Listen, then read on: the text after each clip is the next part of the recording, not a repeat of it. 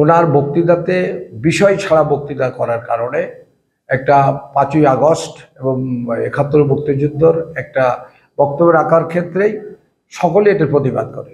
এই প্রতিবাদটাকে আমি এটাকে থামানোর জন্য ওনাকে বলি যে এই ধরনের বক্তব্য না দেওয়ার জন্য আপনাকে অনুরোধ করছি। তারপরে ওনার কাছ থেকে পুলিশ প্রশাসন মাইক নিয়ে নেয় যে ঠিক আছে, আপনার আর বক্তব্য দেওয়ার দরকার নাই। এর মধ্যেই একজন আওয়ামী লীগের ব্যক্তিত্ব, মুক্তিযোদ্ধা, উনি বক্তব্য শুরু করেন এবং সাবজেক্ট বহির্ভূত উনি কোনো সন্ত্রাস বা চাঁদাবাজির এই ব্যাপারে কোনো আলোচনা না রেখে 5ই আগস্টকে উনি মুক্তিযুদ্ধের সাথে একটা সমকক্ষ করে কথা বলতে চায় এবং মুক্তিযুদ্ধের যে 5ই আগস্ট এটা বড় কিছু নয়, এই ধরনের বক্তব্য আসার সাথে সাথে তার প্রতিবাদ স্টার্ট হয়ে যায়।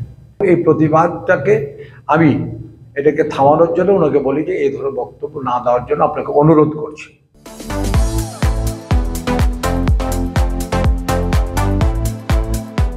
আপনি সাবজেক্টে বক্তব্য পেশ করুন, এই মর্মেই ওনাকে কর্তৃপক্ষ বক্তৃতা দেওয়া থেকে বিরত রাখেন এবং বক্তৃতা সমাপ্ত হয়ে যায়।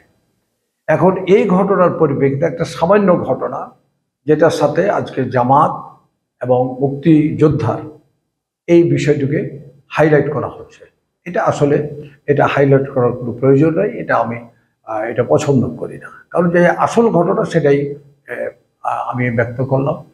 আর মুক্তিযুদ্ধের ব্যাপারে আমি এতটুকু বলতে চাই যে আমি 69 সাল থেকে গণ অভ্যুত্থান থেকে মিছিল করি এবং আমার সামনে মুক্তিযুদ্ধ হয়েছে।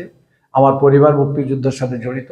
আমার পরিবার, আমরা মুক্তিযুদ্ধ মানে শহীদ পরিবারের একজন ছেলে, সেহেতু মুক্তিযুদ্ধকে খাটো করে দেখার কোনো অবকাশ নাই বা মুক্তিযোদ্ধাকে খাটো করে দেখার কোনো অবকাশ নাই। মুক্তিযুদ্ধকে আমরা সম্মান করি, আমরা মুক্তিযুদ্ধকে লালন করি এবং এটা একটা বিতর্কের ঊর্ধ্বে থাকতে হবে।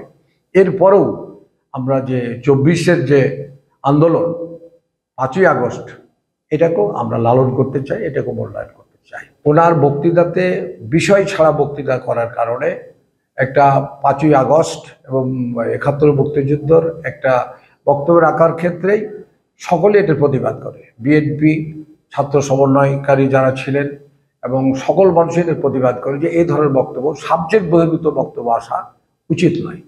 এটাকে মানা করার পরে আবার এগেন উনি বক্তব্য শুরু করেন। এই পদে প্রখরভাবে এটা প্রতিবাদ হয়। তারপরে ওনার কাছ থেকে পুলিশ প্রশাসন মাইক নিয়ে নেয় যে ঠিক আছে, আপনার আর বক্তব্য দেওয়ার দরকার নাই।